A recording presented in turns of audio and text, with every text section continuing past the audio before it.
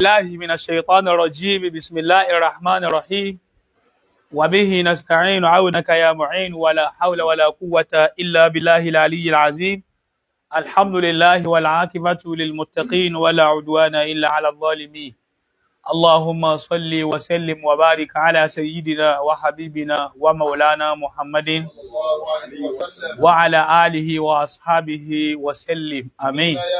Adáwọ̀pẹ́ fún Ọlọ́run, àlékún ìkẹ́ Ọlọ́run àti àlékún ìkẹ́ kó bá láyé lọ́run ànábì wa Muhammad sallallahu alaihi wasallam, àlékún ìkẹ́ àti ìkẹ́ kó bá àwọn sọ̀hábà ànábì, àwọn ọmọ ànábì, àwọn ìyàwó ànábì, àwọn muhajirun ansor, gbogbo àwọn olùdúró ti ṣe Ọlọ́run lára ànábì wa Muhammad, àlékún ìkẹ́ àti ìkẹ́ Ọlọ́run bá mọ́bẹ́ni kọ̀ọ̀kan wọn. Láti rí àwọn tabi'un, àwọn tabi'in àti gbogbo àwọn tí wọ́n gbaṣẹ́ fún wọn bẹ́ẹ̀, Ọlọ́run bá wa kẹ́ ní kọ̀ọ̀kan wọn. Alfagba Sheikh Alimi radiyallahu ta'ala anhu, àlékún yọ́nú rẹ̀ sí bá wa ṣe fún wọn. Bàbá wa Alamatul Alami Sheikh Adam Abdallah Ilori, babalágége tàná, Ọlọ́run bá wa ṣàlékún àforíjì fún wọn sí, àtàwọn tí wọ́n bí wọn tí wọ́n ṣẹ̀ wọ́n lẹ̀ àtàwọn àfá wọn. Alfa wa àgbà ní Mọ́sígbá, Alhaji àgbà, Ọlọ́run bá wa ṣàlékún kẹ́ fún wọn. Bàbá wa àgbà lágbàjì bẹ́ẹ̀, Ọlọ́run bá wa kẹ́ wọn sí. Alfa wa àgbà Gbádìgì Lómọ̀, oníwàásí àgbáyé, Alfa wa àgbà ní Òkè Agodi, Alfa wa àgbà Ndásàlátì, àtàwọn tàná bẹ́ẹ̀ tó fi dérí àlùfáà wa àgbà Sheikh wa Imam Hamza Ayégbàmí, Ọlọ́run bá wa ṣàlékún kẹ́ fún wọn sí, bá wa ṣàlékún àforíjì fún wọn sí, bá wa ṣàlékún yọ́nú rẹ̀ fún wọn sí. Gbogbo àwọn tí wọ́n ṣẹ́kù láàyè kọ̀ọ̀kan lónìí tí wọ́n bá yè náà lọ́wọ́, Ọlọ́run má jẹ́ ó bàjẹ́, má jẹ́ ó burú fún wọn, má da àyè náà rú mọ́ wọn lọ́wọ́, ọlá Ànábì lọ́dọ̀ Ọlọ́run. Maulana Mudirul Markaz Sheikh Muhammad Habibullah Adam Abdallah Ilori, babalágége tòní, Ọlọ́run bá wa ṣàlékún àdótì fún wọn sí, Ọlọ́run jàre mi àlàáfíà àwọn lòpẹ́ sí, àlékún jẹ́rí ọ̀tá, àlékún àgbéga mọ́ nsó ń bẹ lẹ́yìn rẹ̀ tọ́lọ́run ti ń ṣe fún wọn látàná lónìí, Ọlọ́run má ka lérí wọn láyéláyé, ọlá Ànábì lọ́dọ̀ Ọlọ́run.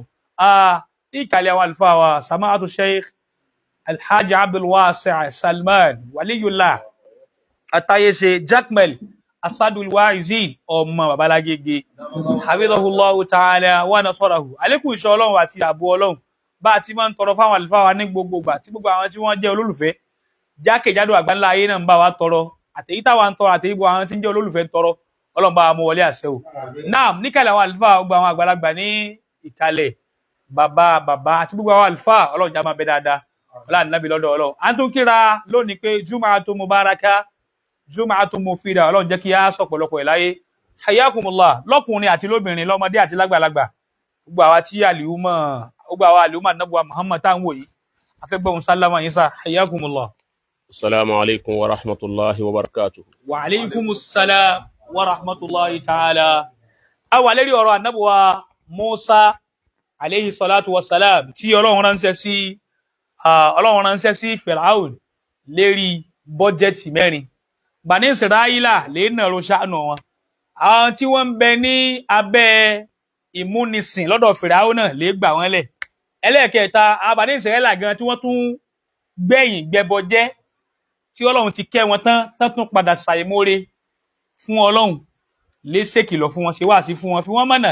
Ẹlẹ́ẹ̀kẹrin, wọn ni wadu sharia wa ta'sisul hukuma. Báwọn àlùfáà ti sọ fún wa pé Ànábì wa Musa lẹni àkọ́kọ́ tó kọ́kọ́ gbé ṣẹ̀ríà kalẹ̀ tó sì nídájọ́. Ọlọ́run sọ báyìí, bí èèyàn bá ṣe báyìí, ìdájọ́ ẹ̀ ni.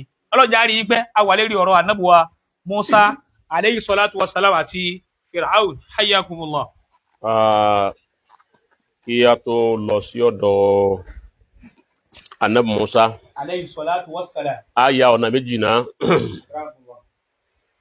A kí gbogbo àwa jàmáà wa pé assalamu alaikum wa rahmatullahi wa barakatuh. Ọ̀nà alákọ̀ọ́kọ́ òun láti ṣe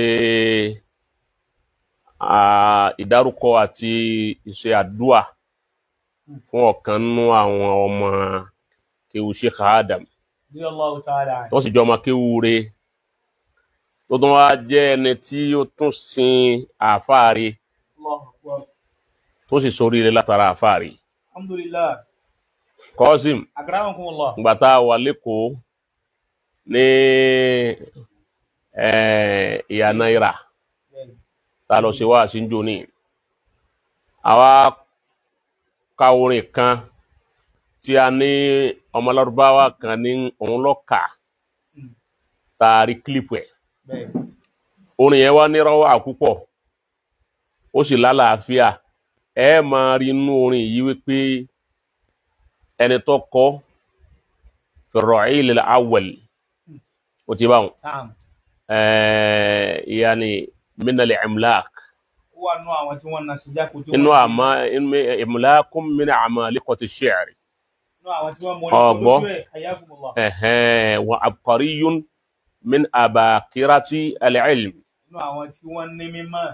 so iná ni alfa wa náà ni orin náà nígbàtà wá ká lápadà wá rí wípé orin yìí àṣẹ ọmọ kéwu Sheikh Adam lọ́kọ ọgbọ́ ọmọ kéwu Sheikh Adam lọ́kọ orin yẹn bó ti wá dé ọ̀dọ̀ àwọn Lárúbáwá Ọlọ́run nìkan lọ́ba tó yé mo sáré pé orin yìí àwọn Lárúbáwá yẹn wọ́n ń ṣe mu'alaja orin yẹn wọ́n alaja rẹ̀ láàrin ara wọn torí wọ́n rí àwọn nǹkan tí tó wà nafis inú àwọn nǹkan tí orin náà kó sínú ó ti yé ní alfa àìsẹ̀ wá rí pé ọ̀kan nú àwọn alfa wa markaz inú ọmọ kéwú Sheikh Adam tó tún wá jẹ́ ọmọ kéwú bàbá wa Maulana Sheikh Shazili alfa wa al-Imam Muhammadu Salih Abdulsalam Ọlọ́run tó sìn àwọn ni sha'iru asbunallah nígbà tí òsásì lè ń bẹ láyé tí alfa wa Bada táwọn náà ń jẹ́ khatibu asbunallah khariji markaz at-ta'lim al-arabi al-islami Agege wa mu'assisu wa mudir markazi hudallah il-islami ó ti lékún bẹ̀ náà so àwọn sha'iru asbunallah sha'iru Maulana Sheikh Shazili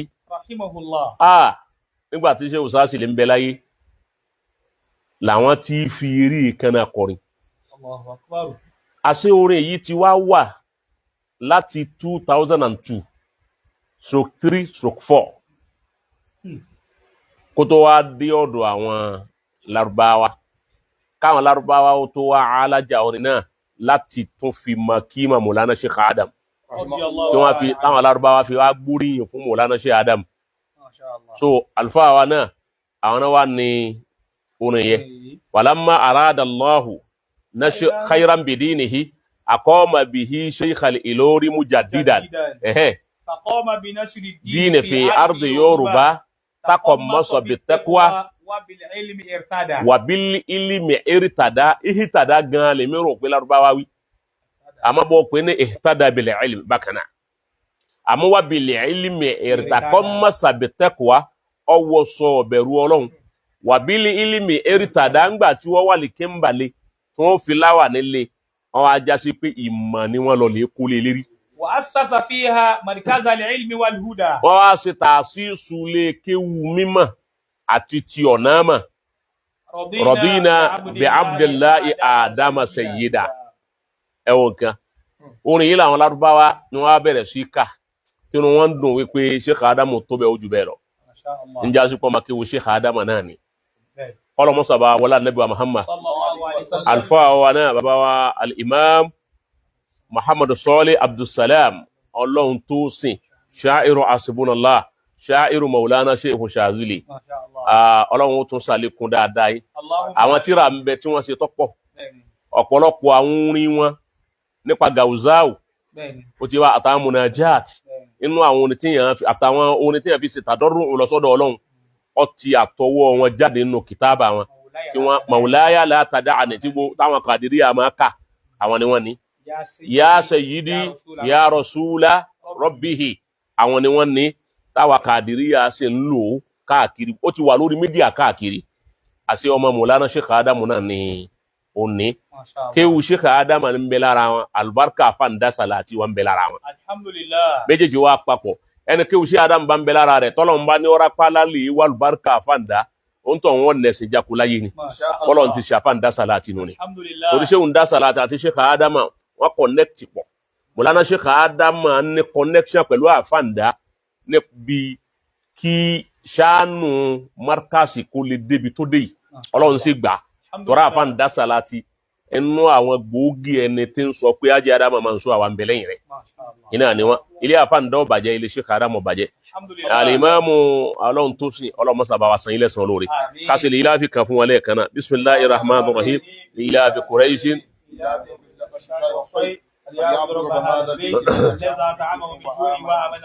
èèyàn jẹ́ kan bẹ́ẹ̀ ẹlẹ́ẹ̀kejì òun ni kásárì lọ ká kí àwọn ọmọ baba Lágége nílùú Ògbómọ̀ṣọ́ àwọn nìkan Batul Markaz nílùú Ògbómọ̀ṣọ́ ká kí wọn wípé wọ́n kú ọmọ ọkọ ká kí wọn wípé wọ́n kú àmánà Sheikh Adam èyí tí wọ́n tahammala masuliya iṣẹ́ Sheikh Adam tọ́lọ́run sì ní kí wọ́n máa rí sí bẹ́ẹ̀ a kí wọn púpọ̀ lérí kíni lérí wípé Mọ̀lánà Sheikh Adam wọ́n gbé markaz ilẹ̀ baba mudirul markaz ni wọ́n geri àlífà náà àni wọ́n geri àgọ́ ọ̀hún tí wọ́n àdára rẹ̀ ẹsẹ̀ ń jọ tàná kọ́dà tó ń bà tó ní mu.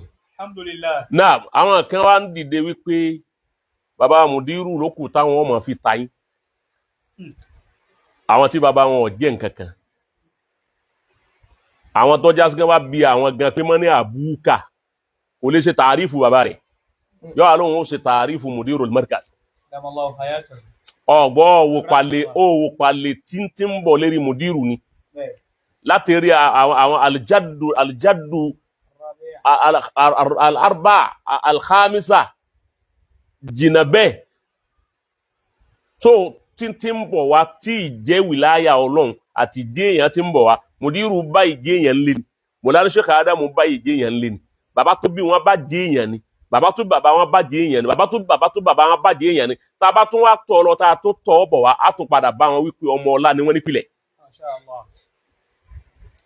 ọ̀gbọ́ nídìílé bàbá nídìílé ìyá táwa nìwọ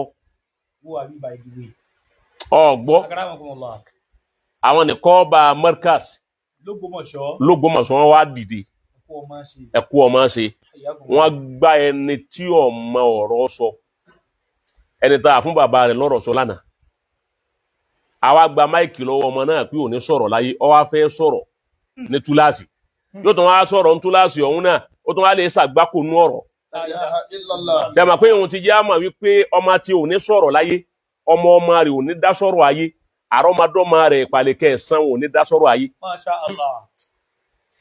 ọgbọ́ èyí ni Ṣíbù Òkèrèdín ẹ bá sáti pè ní Ṣíbù Òkèrèdín Ṣíbù Òkèrèdín òun náà ni kí á pè èèyàn káfíyàn ẹbá káfíyàn wé gòrílà ìnàkí ẹ pé gòrílà nínú gbó òun máa yóò hù bá báyìí yóò wá hógìlì pátápátá yóò dúdú yóò wá ṣe gbangba yóò wá ugly òtí òun lẹ́ẹ̀fì ẹni tí tó lóhun sọ̀rọ̀ sí bàbá Lágége òun lẹ́ẹ̀fì wé. Masha Allah. tẹ́ bá wo súra rẹ̀ ẹ rí pé kò súra èèyàn lára rẹ̀ súra gòrílà ní ń bẹ lára rẹ̀. tẹ́ bá wo ìsọ̀rọ̀ gòrílà náà ní ọ̀jẹ̀ torí àwọ̀ tí ó bá dá ọ̀rọ̀ rí ò lè jáde mẹ́. Masha Allah. Wọ́n wọn níbi lè bá ga bí ọba wó wọn ní ẹwò pilẹ̀ wọ́n ní bẹ́yẹn bá ṣùdá tí ọ̀dá ẹwà àwọ̀ ní júwe bẹ́yẹn ti rí nígbà tí Ìjàpá ní onínú ọ̀dá ó ní ẹ̀wọ̀n bóun ti rí nínú ọ̀dá wọn nídìí olè sọ́mọ̀ ẹ̀yìn rẹ̀ gan ti jẹ́ àmà pínú rẹ̀ ọ̀dá Masha Allah. ẹnìkan ò ní wò gàrà kọ́ gbá bàbá Lágége mú kó wọn ó dì í mọ́ wọn àfi kó ń tọ̀ wọn jẹ́ni tí wọn ò nírú rẹ̀ nù rẹ̀ rí ó kó gbogbo fámìlì rẹ̀ jọ ẹni ọba jẹ́yàn jù ńlé wọn kọ́sà wọn kọ́ àwọn tí ò jẹ́yàn náà kọ́ wá kí máa gbogbo wọn ní iye owó wọn ò tó aṣọ tí bàbá Lágége tò ní wọ̀. La ilaha illallah. so wọ́n ń pé àfọ́nmà kọ́mà ó ní majhulun la yu'rafu wa nakiratun la tata'arraf ọ̀gbọ́ majhulu ní ẹni wọn ọ̀dá mọ̀ rí nákírà tún wá ní nákírà ẹni tí wọ́n bá dákọ̀ rẹ̀ táwọn èèyàn níta ní jẹ́bẹ̀. kíró ẹni bẹ́ẹ̀ wá dìde lárún gbà òkọ máa wípé ń gbà náà bàbá Lágége pírísípà ilé kéwú kan ilé kéwú tí bàbá Lágége jẹ́ pírísípà rẹ̀ ni ọ̀gbọ́ ọmọ ẹyọ kan tó jáde ńbẹ̀ ilé kéwú ni ó ju gbogbo family tiẹ̀ lọ. Masha Allah. ọmọ ẹyọ kan ṣoṣo. Ayakumullah. Akramakumullah. ọmọ kan tó jáde ńlé kéwú ni principal ilé kéwú tí baba Alágége ń jẹ principal rẹ̀ yìí inú àwọn tó jáde ńbẹ̀ nínú àwọn tí ń rúlu Àbújá lónìí. Masha Allah. ibẹ̀ ni baba wa Olóyèdé ti jáde fa. baba Olóyèdé tòní professor Olóyèdé bọ́mọ rẹ̀ ọba ṣe jambu ó ti bá wọn àfikọ́ jásí pé Olóyèdé ni ó sọ fọmọ rẹ̀ pé ọya máa qualify àyíbẹ̀kọ́ ni Olóyèdé ni ó pé afún ládìmísàn lọ́mọ rẹ̀ ọba ṣe jambu ilé kéwú tó lò baba Olóyèdé ti wá jáde òun ni wọ́n ń pè pírísípàálì kéwú kan. ṣé ẹ máa wípé ntọ́fà tó fi rí bẹ̀ ni wípé ẹni tíje èèyàn ọba sí ń lé wọn rí kì í mọ ibi tíje èèyàn bá wà láyéláyé. gbogbo èèyàn náà kọ́ lè yàn máa bá wí gbogbo èèyàn kéèyàn ó sì máa bú. àbáwọn kan bẹ tọ́já sí wípé àbíkẹ́ ẹ fọ̀rọ̀ gbá wọn lérí kéré wọn tó fapò kún ọmọ wípé ń bi àwọn wà nìkan nìdí èèyàn wà. ibi ọwà ni ò lè lámì ń bẹ̀ ibi ọwà ni ò lè mọ̀ ń bẹ̀ ibi ọwà ni ò lè rójútu ayé rẹ̀ àbíkọ́ lọ́bi tí wọ́n ti rójútu ayé. òun lọ́dọ̀ baba Alágége tò ní ibẹ̀ lèèyàn tí rójútu ọ̀rọ̀ ayé rẹ̀ wọ́n bá ti tẹ̀lé wọn náà láyé òrí òní túmọ̀ sọ́tọ́ wọn náà bá wúra rẹ̀ nínú àwọn àfáà tí ń bẹ́ńbẹ́ òun tó bá wúra rẹ̀ nínú gbogbo àwọn àfáà tí ń bẹ́ńbẹ́ yóò máa wí pé òun ọjọ́ ẹnì kankan nù wọn bá nǹkankan mú nù wọn kọ́ wa lánàá gbà ó kó wí bẹ́ẹ̀ àwa dúpẹ́ fún àwọn nìkọ́ bá markazi wa ní Ògbómọ̀ṣọ́ tí gbogbo wọn tí wọ́n wá ṣe rudud tí wọ́n sì ṣe ntọ́yẹ àti ntọ́tọ́ láti fi dìfẹ́ndì bàbá àwọn àtàfà wọn.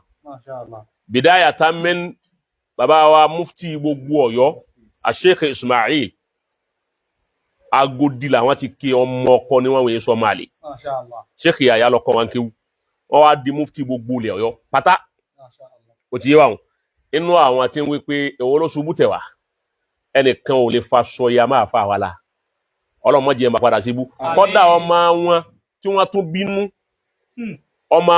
tún bínú tóun náà kún kẹ́kẹ́ pẹ̀lú mímọ́ òun náà tó jáde pẹ̀lú mímọ́ rẹ̀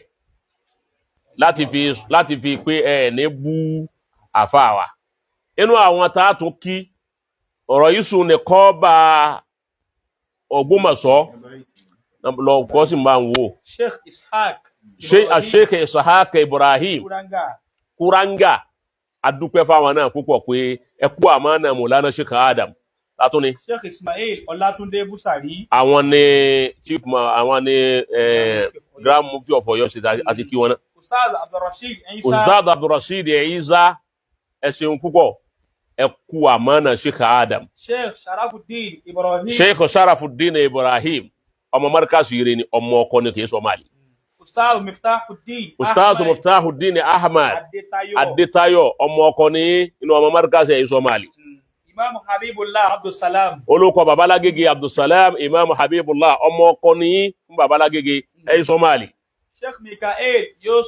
Sheikh Mikael Yusuf Muhammad Bello ọmọ ọkọ ni aṣojú gbogbo mùsùlùmí Ògbómọ̀ṣọ́ ládé yìí sọ máàlì ẹni tí tó bá kéwù sí Adama àbó ké lọ́dọ̀ ẹni ó ké lọ́dọ̀ sí Adama ọ̀yà kí mùdírù yìí ni wàá fi ń tayín tá àfáà rẹ̀ tọkọ̀ ń kéwù tó bẹ̀ láti gbójú mùdírù àfáà tọkọ̀ ń kéwù tá àfáà rẹ̀ tó bẹ̀ láti gbójú baba Alágége tòní bírú ọmọ àní bá gbójú wò ọmọ àlè ọmọ kéwù nù fáàfáà rẹ̀ àkọ́dà àgbọ̀dọ̀ pé lọ́mọ àlè markaz torí kì í sọ markaz ọmọ àlè ọmọ kíw fàáfàá rẹ̀ nù ni kì í sọ ọmọ dáadáa lọ́dọ̀ àbá rẹ̀ Sheikh Ismail Ibrahim Fọlárànmí Az-Zakawi àwọn náà kí àwọn náà pé wọ́n kú ọmọ ṣe ọ̀tọ́ wà mí ọwọ́ kú Alfa Muhammadu Jami àbá Jamiu Jamsad ọmọ baba Alágége ni inú àwọn ọmọ rí fún baba Alágége lọ́wọ́ markaz lòun náà ti jáde òun ló ní Azalatu Jamsad ó sì ní Central Mosque ní sì ń ṣe wáàsí káàkiri Ọlọ́run sì gbà fún ọ̀dọ́ ni àmọ́ Ọlọ́run ṣàánú rẹ̀ púpọ̀ inú àwọn táwọn náà jáde ṣe rùdúùdù ní pé kí ló ṣubú tẹ̀ wá èyí ń jẹ́ òye wa wípé ọkàn wa balẹ̀ ń bẹ̀ ni wípé ìdọ̀tí kan ò ní ti bẹ́ẹ̀ ní dọ́dọ̀ baba Alágége kámárà wọn tí ó fọ̀ èyí ń náà fi wá lọ́kàn balẹ̀ kò ní jáwọ́ lè ṣe wàhálà púpọ̀ mọ́ lérí ẹ̀ àmẹ́ni ọ̀rán gòrí là ń ṣẹ́ a máa retí èsì ẹni ọ̀rọ̀ ń sẹ́ náà à ń retí kílípù tiẹ̀ náà pé bóyá yóò sọ ọ̀rọ̀ kan a wà máa sọ fáwọn ará Ògbómọ̀ṣọ́ wípé wọ́n kó àlejò wa káwá físìtì wọn. a wà físìtì wọn a máa sọ fáwọn ará Ògbómọ̀ṣọ́ pé tọ́ ẹkú palẹ̀mọ́ ẹkú àlejò wa bóun lọ́ba lẹ́nu jù ní báwa la lẹ́nu jù ní ẹnu ọ̀pàdé ẹnu ọ̀rọ̀ ọ̀pàdé ọ̀rọ̀ ìmọ̀ ọ̀pàdé ìmọ̀ gbogbo nǹkan ni ọ̀pàdé ara wọn torí ń bẹ́lẹ̀ bí yẹpẹ̀ ni. Masha Allah. Kìí sì ṣe ahọ́n kìí ṣẹnu tá a bá jọ tẹ́ ẹ sí káì bí arùkú ni wọ́n á ń rùkú lọ wá pàdé arùgbẹ́ arùgbẹ́ ń rùgbẹ́ lọ wá pàdé arùkú yóò sọ ìgbẹ́lẹ̀ ni.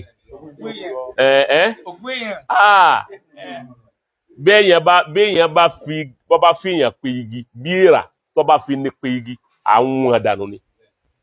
Ọgbọ́ ìran ọ̀pọ̀lọ́ kan èyí sì sẹ́gbẹ́ lágídígbà. Bẹ́ẹ̀ni bàbá. Àwọn tó jù yín lọ gan-an wọ́n bá wù ká tó wá pérú àwọn èèyàn. Wọ́n wá wọn kọ̀lẹ́tì. Kéèyàn owó báńtù bíi gòrílà pọ́là á pè ní jẹ́yàn àní ò sí jẹ́yàn lára ẹ̀. Kò sámì lára rẹ̀. Kò sámì lára rẹ̀. Bó ti rí nù èyí tẹ́ ẹ ṣe fún ọ̀dà àti gbogbo ọmọdékàsí náà táwọn náà ń dúró lédi pé nǹkan kan ò ní ṣe bàbá Lágége.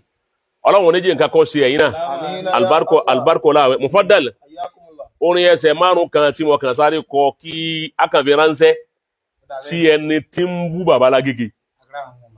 Ọgbọ́ káfọ orin ẹsẹ̀ márùn ránṣẹ́ tọ́mọ tẹ́nìkan ò bí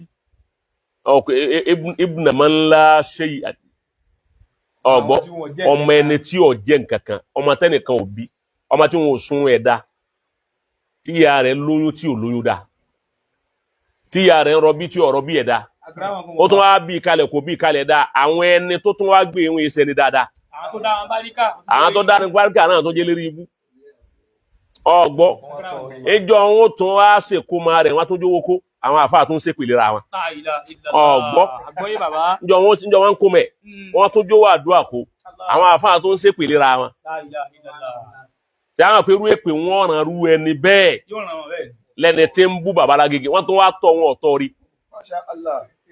Ọgbọ́n wọn tọ́ wọn ọ̀tọ́ rí wọn à rí tọ́ rí yóò tún wá wà ń bì kan kò tún ráyè eré tó wà ó tún wà ń bí ó lùsì. Ọ̀rọ̀ rí ò ní jáde lẹ́nu orú ẹni bẹ́ẹ̀ láyé ó ti bá wọn bó ṣe lè wù kó ń tọ̀ wọn máa jẹ́ orúkọ yòówù tó bá wù wọn lè sọ Ọlọ́run ó pa iná rẹ̀ wọn. Iná tí ó jò tẹ́lẹ̀ Ọlọ́run ti pa á tẹ́lẹ̀ náà bó ti rí nù. Náà tó bá wá rí bẹ́ẹ̀ ń bọ̀ àtàní min hakirin kalamu su'in àtàní min hakirin kalamu su'in yadullu bi annahu rajulun lahimu. Àtàní min hakirin kalamu su'in yọ̀dà fún ọkà délẹ̀ yẹn yẹn.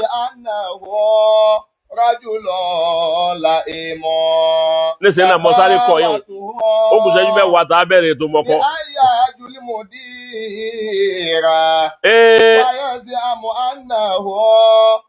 Ṣákàsùn ní àzìmù. Hayatuka látúkọ̀ ṣùbìhà àyà àbíkí nìkan látúkọ̀ ṣùbìhà àyàtà khairin. Hayatuka látúkọ̀ ṣùbìhà khairin. Bakaituka lilghasa rọ́tíyà àdìmọ̀ àmà wallahi. Yọ̀dà fún ọ. Látàháyà azizan. Bẹ́ẹ̀ni. Láhàkàlọ́hù ìsànà sẹ́kìmọ̀. Wà máhàmà kúlítà lámúyà ń kú sí àbánà. Wà ìzùmùdírì náà. Àìsàn kọ̀dímọ̀ fàìsùmùdírì náà àìsàn kọ̀dímọ̀. Àtànà. Mílíhàkiri kàlámù su'in ọ̀rọ̀ bú ọ̀rọ̀ tí ó dá lẹ́nu ẹyẹ tí ó dá ọ̀rọ̀ burúkú lẹ́nu ẹranko burúkú ọ̀rọ̀ tó dúdú lẹ́nu èèyàn tó dúdú ọ̀rọ̀ tí ó yááyì lẹ́nu èèyàn tí ó yááyì ọ̀rọ̀ gòrílà lẹ́nu gòrílà ọ̀rọ̀ tí ó yanjú lẹ́nu ẹni tí ó yanjú, ọ̀rọ̀ tí ò níye lẹ́nu ẹni tí ò níye, ọdẹ wa bá wa níyà yìí.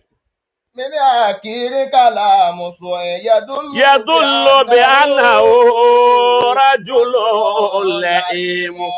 يدل ọ̀rọ̀ tó sọ yìí òun ló jẹ́ àmà rúlé tó ti jáde àti rú èèyàn tó jẹ́, ó jẹ́ àmà.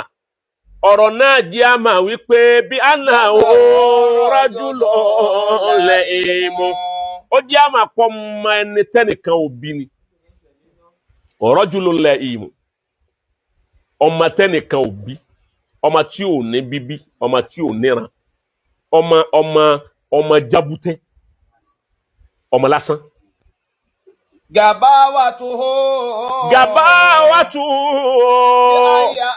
bí àyà hajjul mudira. Gabawatuhu anú rẹ̀ àtàyèmàkẹ́ bàládà rẹ̀ ọ̀dẹ́ rẹ̀, ọgbọ́ bàládà rẹ̀ ọ̀dẹ́ rẹ̀, àìní ẹ̀kọ́ rẹ̀ àtàìní làákàyè rẹ̀, àìjẹ́ nǹkan kan tí ń bẹ lára rẹ̀, ọgbọ́ big body with no engine, empty engine, empty barrel. Gabawatu àgọ̀ tí ń bẹ lára ọmọ náà tí ń bú bàbá lágége bí aniyahaju lè mọ̀dìrà. wọ́n fẹnu gún ẹni tí wọ́n bí dá wọ́n tí wọ́n bí dá. bọ̀ wá wọ́n fẹnu gún ẹni tí wọ́n tọ́ọ̀rí wọ́n tí wọ́n tọ́ọ̀rí.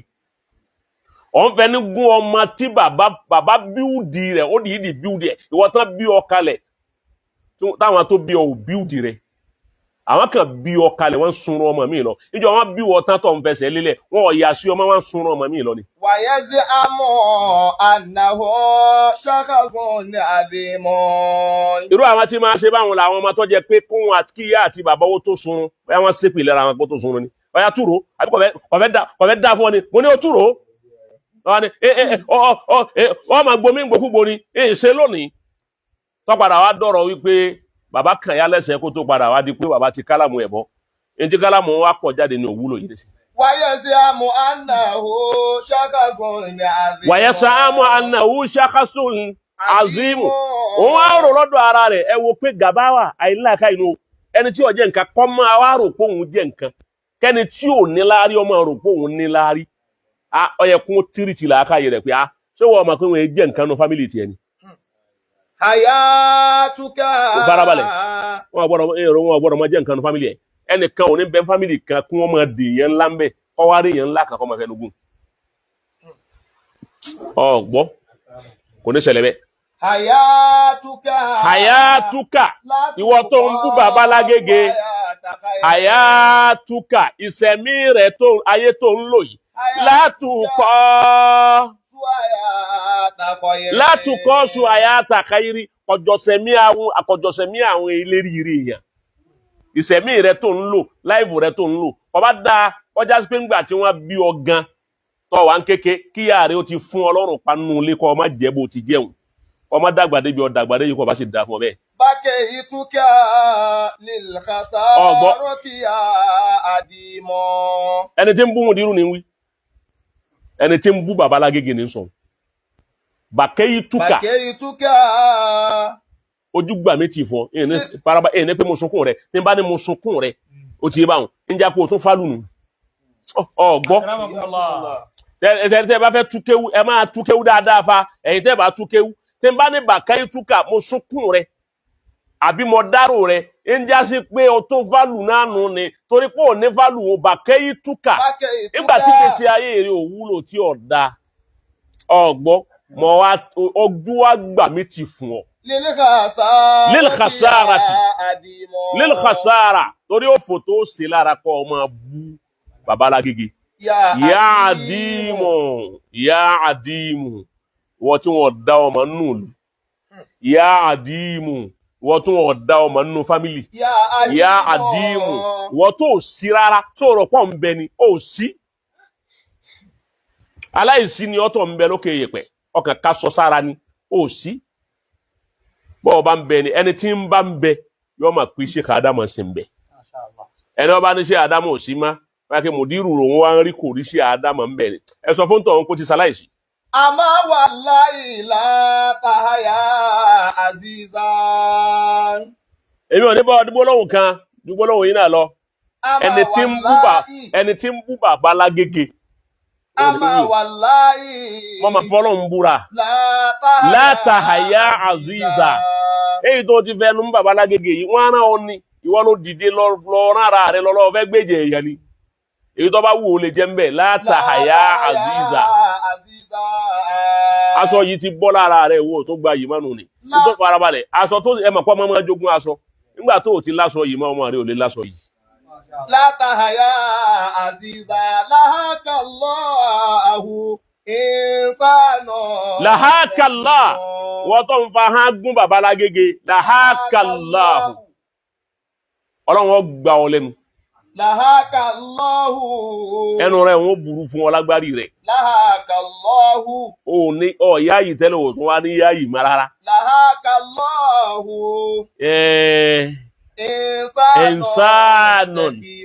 ẹnzánù sẹkìmù ẹni tí ò lálàáfíà ẹni tí ò nílàákàyè alábọ̀láàkàyè ni ó nanu gbọ̀gọ̀ lọ́wọ́ anẹnu sí máìkì àwọn akí bàbá alágége ló kù tó ń wọ́n bù. wà máa máa kulítà láàmú. bọ́ọ̀ bá tiẹ̀ wo nǹkan kan ó wo pé wọ́n bí i dà ní. kódà bọ́ọ̀ bá hẹ́tì ẹ̀ tó láìkì bàbá alágége ó sàwọ́ pé ẹ̀ fẹ́ràn rẹ̀ àmọ́ wọ́n bí i dà. wọ́n máa pilẹ̀ ni ìyẹn máa ṣe bẹ́ẹ̀ ẹlòmíì lè má fẹ́ràn bàbá alágége àmọ́ ẹ̀ mọ̀ pé mi láìkì bàbá mo dín robot wọ́n bí i dà ọgbọ́dọ̀ kí wọ́n bí wọn dà ọgbọ́dọ̀ kí wọ́n bí wọn dà. wà máa máa kulítà láàmú yẹn ń kù sí àbáná. orí ibi tá à ń lọ yìí já ẹlẹ́ẹ̀karùn kọ́hún jáfi karùn pamọ́ má jẹ́ à lo gbogbo orin tán jáfi kẹrin jáfi yóò pamọ́ bọ́rọ̀ bóyá òun ti rí nù ni ọlọ́run wọ́n san gbogbo ẹ̀yẹ mọ́ márkàtù lẹ́sàn-án rí pàápàá jùlọ l'Ógbómọ̀ṣọ́ ń bẹ̀ nínú àti nílọ àti gbogbo àyè àti gbogbo tí ń jọyọ̀ ṣe ti pátá bẹ́ẹ̀ nìkan bá ti nanú mú bàbá lágége gbogbo yóò sì dìde pé ẹnìkan ò ní fàbùkù kan àfa wa eléri ibú ẹlòmíì tó ké ń bò míì tí èsè márkàtù tọ́ba wá rí ẹni tó bàbá lágége nù rí ọmọdé kò tí ì wà wọn bàbá lágége ọ̀sẹ̀ ọ́ nǹkan kan ọ̀dà yín pọ̀ àmọ́ torí pé sọmọ márkàtù tán bá bàbá lágége ọmọ wa dunnú èmi fi sọ́njọ́ ní pé wọ́n jẹ́ wọ́n fi irú ẹ̀ kan àfa tiẹ̀ owó bó ti rí àmọ́ tí mo lára bá láyé kọ́ sí mu ní wípé bàbá mùdírù tí wọ́n yẹ̀ wáyé ni ìtàn yẹ̀ wáyé ni gbólóhùn ẹ̀yọ̀ kan bẹ́gbẹ̀rún èèyàn bá sọ gbólóhùn ẹgbẹ̀rún táwọn èèyàn bá dákẹ́ tí bàbá lágége bá sọ gbólóhùn ẹ̀yọ̀ kan àwọn yóò sì ké irú orí báwọn dáa irú orí bẹ́ẹ̀ ló wù mí náà láyé ọlọ́run sì ṣe fún mi náà níwọ̀n bá. alhamdulillah. ayé bẹ́ẹ̀ kọ́. bẹ́ẹ̀ ni bàbá bó ti rí nù o. irú ẹ̀lẹ́mí náà máa wá láyé ọ̀gbọ́n yorùbá náà lẹ́nu ayé òjò gbádùn ọjọ́ ní ayé gbàgbé ẹ̀ lọ. ìmọ̀ apolongo mùdírù kọ́ máa polongo ọba ṣe ń polongo wọn ni ọ máa dáa ju kí wọ́n gbàgbé pẹ́ nìkan bẹ lágége ń bẹ̀ lọ́ba. ẹ máa polongo ẹ̀ lọ́bẹ̀ ẹ máa wí tẹ́ ń wí lọ orí èé fáhùn. orí èé fọ́ ahùn ẹ̀dọ́ èdùgbé òtútù kan ò ní mẹ́ja lálẹ́ odò ibi ẹ bá wí ẹ pariwo ọ̀wá lágége lọ. bó ti dínú ni ẹ̀yìn odò wọn àfáàwá a ti kí àwọn ẹnìkan bàbí ká ṣe náà àti náà kan fún gbogbo wọn kọ́ lọ́wọ́ bá wa san lẹ́sàn rẹ̀ bismillahir rahmanir rahim inna a'tainaka al-kawthar. naam àwọn jama àti sálámà lẹ́ẹ̀kan sáwọn jama àti gbọ́ sálámà wà lẹ́ẹ̀kan tá a sálámà ẹ jẹ́ á ké díẹ̀ nínú súrátù àwọn nǹkan kọ̀ọ̀kan tí ó máa tí abọ́gbọ́ tí ń jáwọ̀ tí àrá dà wá fún rẹ̀. eléyìí àti sọ̀rọ̀ o. wọ́n wá akàn kí àwọn èèyàn ni àìtí ìbòde sọ̀rọ̀. náà bẹ́ẹ̀ ni náà kọ́sìm ìyẹ́ súrátù tọ́ akáde àbí súrà wò lákàlásì náà tá ń wà ń bẹ gábìn lákàlásì níbo la wá bá a dé.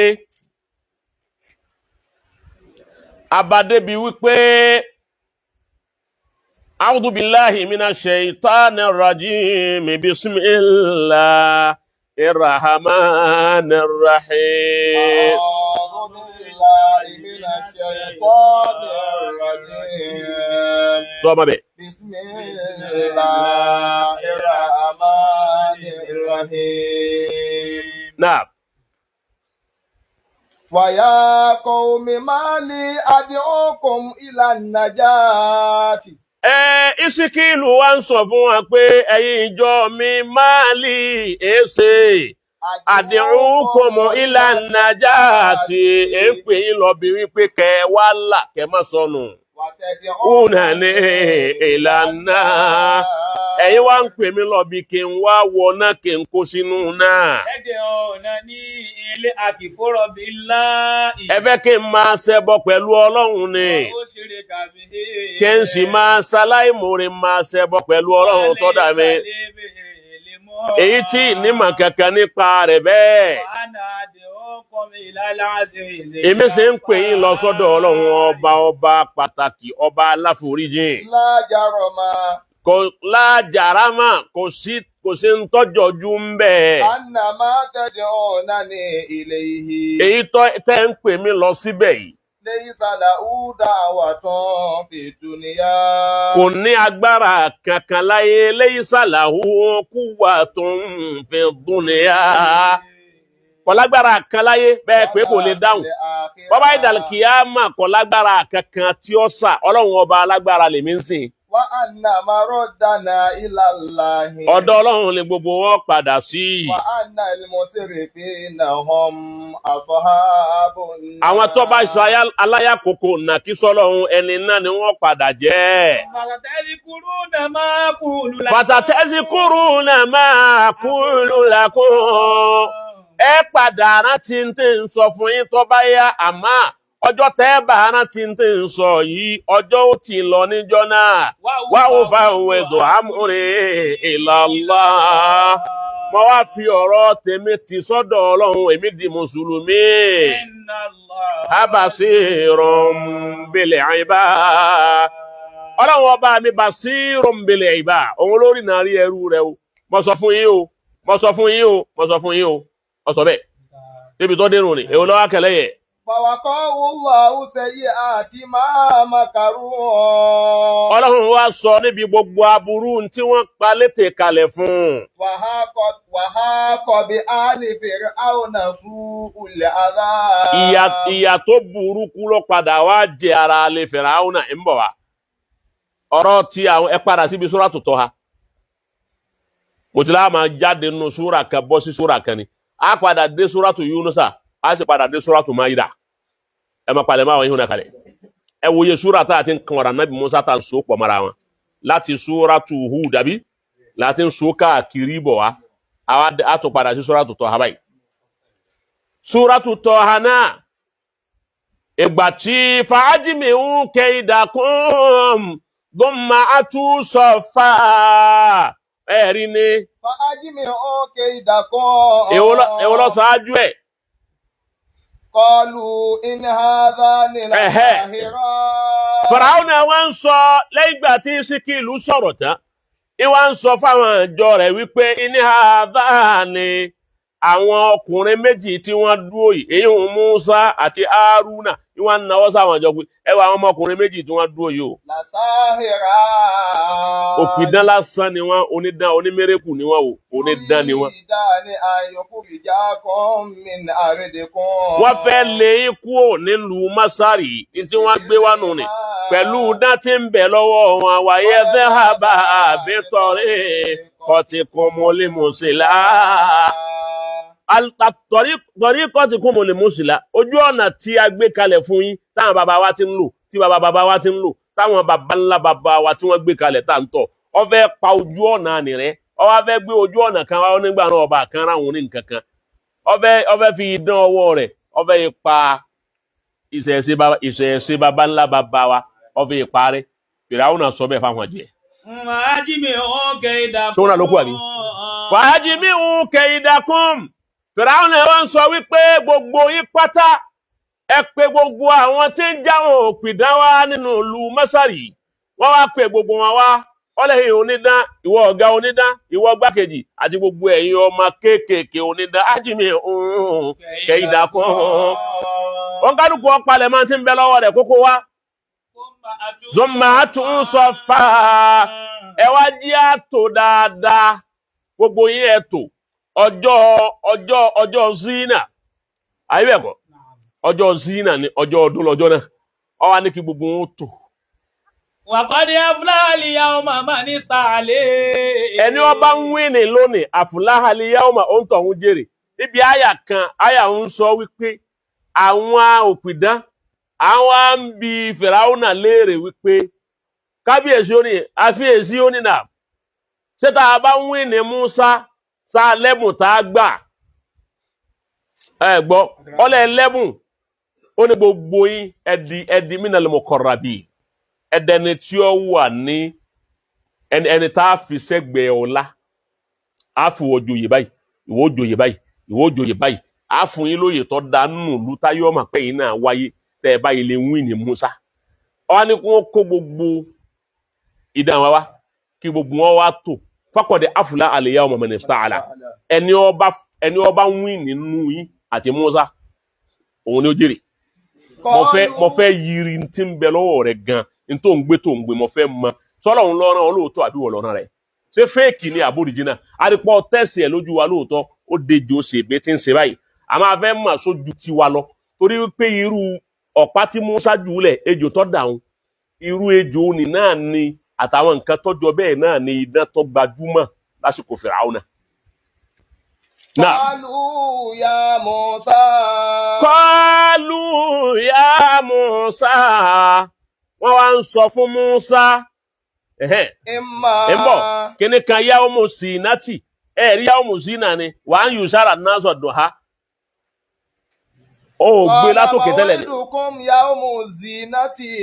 Ó gbé látòkè tẹ́lẹ̀. Èwo ló ń bẹ lókè rẹ̀? Qala walaqad araynahu ayatina kullaha. Àfi gbogbo àmì wa hàn Fìráúnà. Kadhaba wa aba. Ọlọ́run ọ̀fẹ́ àmì Ọlọ́run. Ṣé wọ́n Musa ọfẹ́ fi dán rẹ̀ lé wa kó nínú ìlú ni? Falana'tiyannaka bisihirin mislihi. Tí kíní ni ń wí tí tọ́ ha ní sọ. Falana'tiyannaka bisihirin mislihi. A mú idán tó juná lọ wá fún wọn. Faj'al baynana wa baynaka maw'idan. Ẹ fi ọ̀rá pé ìgbé Al-Qur'ani lọ́wọ́ ẹ fi gbogbo tí ń wí ẹ̀yin lẹ́ ń kà. Falana'tiyannaka wa baynaka maw'idan. Ìwọ Musa ìwọ gan ni o mú ọjọ́ ẹ̀hìn tí wọ́n fẹ́ tí ń lọ́nu rẹ̀. Wọ́n ní ń bọ̀ farabalẹ̀. Ó ní kí Musa mọ́jọ́ fún rẹ̀ mú ọjọ́ tá a pàdé. Ó ní kó mú ọjọ́ tó bá wù ọ́ kí gbogbo òpìdán wá pàdé rẹ̀. La nukhlifuhu nahanu. Àwa ò ní yapa ọjọ́ náà à ní sá. Wala anta. Ìwọ náà ọmọ yóò gbọ́ kéwúyé jáde. Farabalẹ̀ násì. Násì bígbà tí mo fẹ́ tú kéwú. Faj'al baynaka wa baynana wa baynaka maw'idan fi sáàrin wa jẹ́ àjọ fi àdéhùn kalẹ̀ lónìí kásàdéhùn. Ó ti yé báwọn. Maw'idan lan nukhlifahu nahanu. Àwa ò ní yapa àdéhùn ọjọ́ tó bá ní àpàdé. Wala anta. Wọ́n ló sì ní yapa àdéhùn. Àmọ́ bí a fẹ́ ká dúró sí ni màkánà sùwá. Àyè táwọn èèyàn ó sùjọ síbẹ̀ sùwá. Ọ̀gbọ́. Àyè táwọn èèyàn ó sùwá. Táwọn èèyàn pọ̀ sí. Màkánà sùwá. Àyè táwọn èèyàn ó sùwá síbẹ̀. Àwa ní súra wa mẹ́. Àwọn èèyàn wà lọ súà, òun ní súà hùn. Táwọn èèyàn lọ súà, ìtumọ̀ súà nù. Lárúbáwá ni gbogbo wa lọ súà, òun nù ni. Màkánà súà, ó jẹ́ fíìdì tí èrò ọ̀pọ̀, táwọn èèyàn lọ. Iná ló pè, tó Lárúbáwá ni súà. Ànábì Mùsá wá ń pè maw'idukum. Àdéhùn tí mo fẹ́ mú ọjọ́ tí mo fún yín yawmu zinati. Ọjọ́ ọdún ní ọ̀jẹ́. Ọjọ́ táwọn èèyàn ní lọ bí iṣẹ́ tí ò ní sọ́jà tí ò ní ṣe kẹ́yọ́ jọjọ́ ọdún wọ́n bí ọjọ́ ọdẹ kan tán ṣe dé tí gbogbo òlu tó ń kálukú wà òkè tí ò sí pé nìkan ń lọ jà nìkan ń lọ bì kankan ó ti bá tẹ́rù ọ̀pọ̀ dáadáa Musa lọ́jọ́ òun lèmi fẹ́ mú wàá yùn sára náà sòdò ha. Àárọ̀ ní ẹ̀sìn jọ jẹ́ ẹ má jẹ́ ọjọ́ sàn tó rùn ó mú yanyanyan táwọn èèyàn máa wá sá tó rún wọn fẹ́ káwọn èèyàn ó rí fíìmù. Fatawalla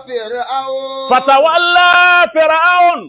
Firaun abáyé yìí padà ó wọlé lọ, Musa náà lọlé, fàjámà kẹ́ìdà ó sọ́màtà. Fàjámà kẹ́ìdà ó. Firaun wá kó gbogbo ète rẹ̀, ó wá kó jọ, ó wọnú ilé, ó ṣàṣàrò ète àtọgbọ́n tí ó lò, dùnmàtà. Ní Firaun bá dé, ọba jáde lọ́jọ́ zina. Qala lahum Musa waylakum.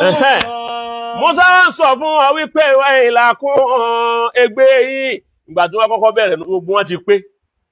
Gbogbo ìta ti pé, ojú ti pé, kò sẹ́kẹ̀ nìkan nulẹ̀. Kọ́dà ẹni tó lọ́mọ gbọ́mọ lọ́wọ́. Pé wọ́n náà wá lọ lè wòran lónìí. Wọ́n ní Musa àtàwọn onídán, wọ́n ní wọ́n fẹ́ ṣe debate. Waylakum. Táwa lè ṣe debate lónìí. Waylakum.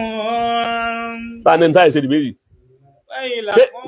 Ṣé ń tọ́lọ̀ ọ̀nà wa là ń jẹ́ nípò tá a ṣe ìwé táwa fọlọ́run síbẹ̀ pé táwa ní Ọlọ́run ò ní disappoint wa. Ọlọ́run tí ọba ọlọ́tọ̀ ní ò ní disappoint rẹ̀. Ọlọ́run ní máa bá àwọn òjíṣẹ́ lọ. Àmújíṣẹ́ tí ọba jẹ pọ́lọ́run ní jíṣẹ́ fún, tí ń jíṣẹ́ fáyé àbí ń jíṣẹ́ fún Ọlọ́run ò ní bá lọ. Waylakum.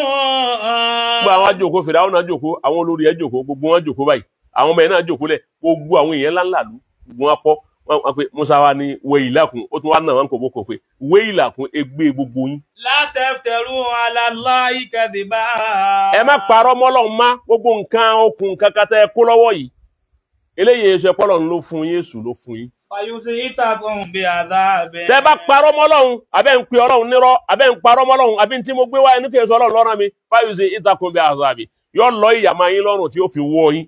Wa qad khaba man iftari. Gbogbo ẹni tí bá ń parọ́ mọ́lọ́run, tí ń dáadáa parọ́ mọ́lọ́run, tọ̀hún ti pòfo. Fatanaza'u amrahum bainahum. Fatanaza'u amrahum bainahum. Àwọn onídán wọ́n wá kóra àwọn akékábíyèsí ẹjọ́ fún àṣẹjú méjì abẹ́ sáré sàṣàrò náà.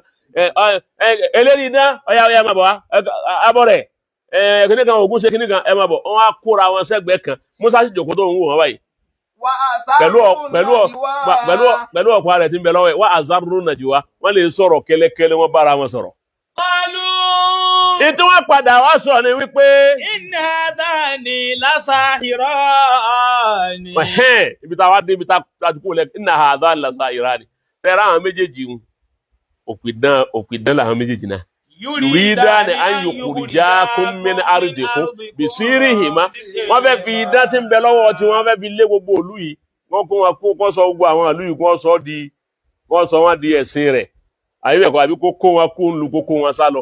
Wàyẹ́ sábà bí tọ̀rì ìkàtù kò mólè mọ́. Ní wọ́n padà sọ fún Fìràwọ́n náà nù pé eléyìí fẹ́ yí ìlànà bàbá wa padà nù ni. Fa'ajma'u kaydakum ní Fìràwọ́n náà bá ní tọ́ yá ẹ kó nǹkan jáde, ẹ máa kó nǹkan jáde. Tún máa tú sọ̀fà ọyẹ ẹbọ́ sí gbangba ebi fíìdì lọ́fẹ̀ẹ́ yìí. Èsì ẹ̀yọ́ ń dán ẹ tún sáré. Èsì tẹ́ tún mìdí ẹ̀yìn kí ló dé? Àní ẹ kó nǹkan jáde, pàrọ̀ tiẹ̀ ń kọ́, òǹdè tiẹ̀ ń kọ́, ìgbádìí rẹ̀ ń kọ́, wọ́n wá ń pe gbogbo wọn. Wọ́n kálukú wá jáde, wọ́n wá sẹ́ẹ̀tì ara wa. Nígbà wọn sẹ́ẹ̀tì, wọ́n ní fàkọ́dí àfúlá àlìyá ọmọ ní sàálà. Ẹ̀ṣẹ̀ wá kọ̀nẹ́tì mi padà látẹ̀yìn lónìí. Fàkọ́dí àfúlá àlìyá ọmọ ní sàálà. Ẹni bá wíìn lónìí ó jèrè nù yín. Fìràwọ́n náà ti promise wọn kó wọn ó ṣe nǹkan fún wọn. Ó lóun ó kọ́lé fún gbogbo wọn. Òun ó sì fún wọn lẹ́sìn.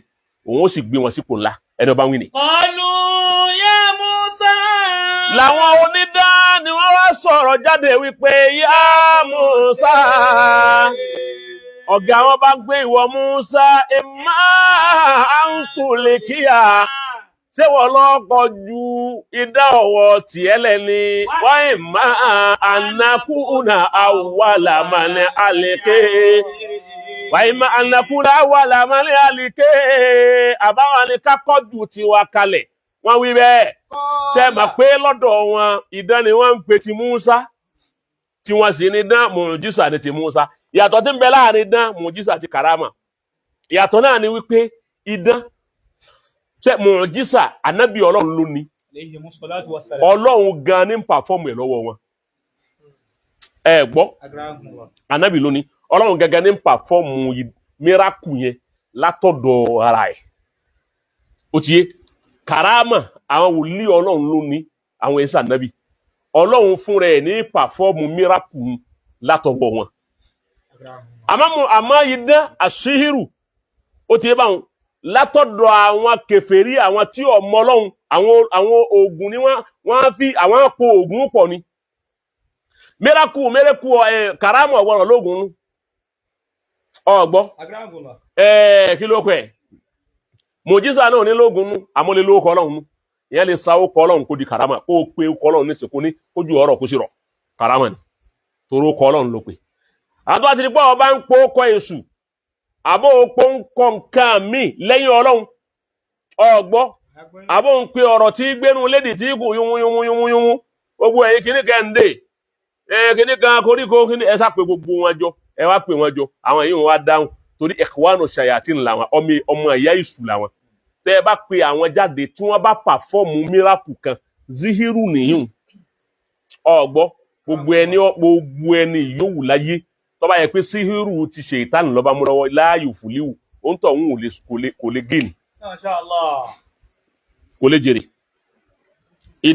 onídán ò ní jèrè òun lọ́fà gbogbo ẹni tí bá máa pa idán wọn èní lárí ẹ máa gbogbo àwọn tí máa pa fọ́ọ̀mù mẹ́rẹ́kù ní ogun wọ́n máa padán wọn èní lárí torí pé ṣe ìtánì tí ń fún wọn ní dán yẹn ó ní tó fẹ́ gbà lọ́wọ́ ẹ̀ bí kò màmí ọmọ jẹyàn bí kò bí dìde rẹ̀ lọ́mọ bí kò ń gẹ kátọ rẹ̀ ọmọ pọ́n káti jẹ àti mú rẹ̀ ó le yóò sì ní idán lọ́wọ́ tí ó sì máa padán lóòótọ́ àmọ́ tó bá yẹ pé karama ni gbogbo àfáà tọ́lọ́run bá fún ní karama tó dán karama wò gbogbo ntọ́lọ́run dá pátá yóò máa darí sọ́dọ̀ rẹ̀ tó rọ́mọ̀ pọ́lọ́run ń bẹ lọ́dọ̀ rẹ̀ nù.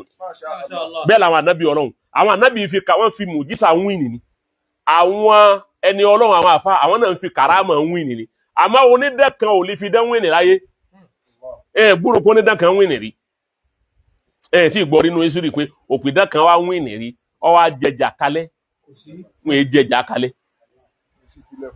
wọ́n èé sì fi kèé sì sẹ́kù fọ́mọ karama máa sẹ́kù fọ́mọ torí bàbá ó lo karama láyé ó tún wá fi karama rẹ̀ bíúdì ọ̀la fọ́mọ ẹ̀ irú ẹni ṣé Ádámù lò fún bàbá Lágége karama ṣé Ádámù fi bíúdì wọn kalẹ̀ karama ni ọ̀nà wọn gbà fi karama bíúdì Mọ̀lánà Mudirul Markaz kalẹ̀ karama ni kí èèyàn kọ́ àwọn ẹgbẹ̀rún èèyàn ní kéwú kí gbogbo wọn sì dèèyàn karama ni